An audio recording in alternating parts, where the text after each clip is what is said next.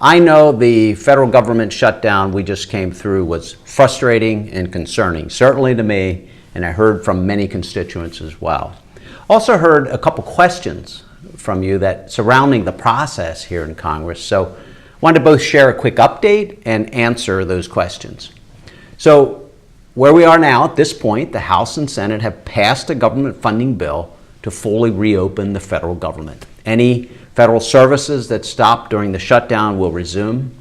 And if you, by the way, have any questions or need help with one of the federal agencies, please email me or call one of my offices. And that contact information is listed above. I'd also like to answer two important questions that have been raised during the shutdown. So the first question I received a lot was, Republicans control the House, the Senate, and the White House. So can you explain how this is the fault of Democrats? And the answer is this. You're right that Republicans do have a majority in Congress and do occupy the White House. However, having a majority in the Senate doesn't mean that you necessarily control the chamber. Senate rules require 60 votes to pass a funding bill. So it's just simple math. If there are only 51 Republican senators, as there are, you need at least 9 Democrats to keep the federal government open. That's, by the way, different from the House, where funding bills pass with a simple majority, as it did when I voted for it.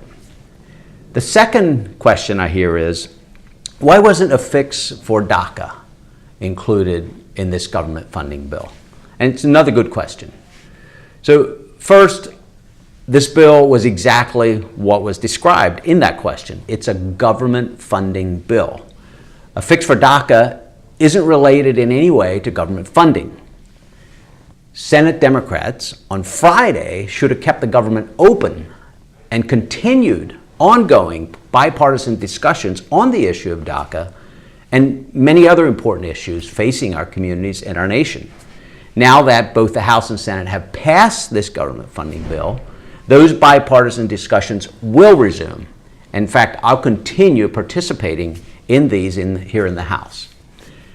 Finally, there's another subject I'd like to address, and that's this idea of using continuing resolutions, which is a short-term spending bill that we call CRs, to fund the federal government.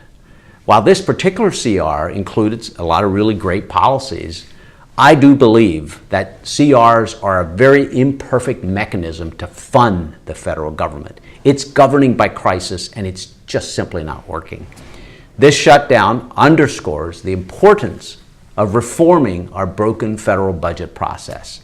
Status quo isn't working, so I plan to continue to push the House to reform that broken process.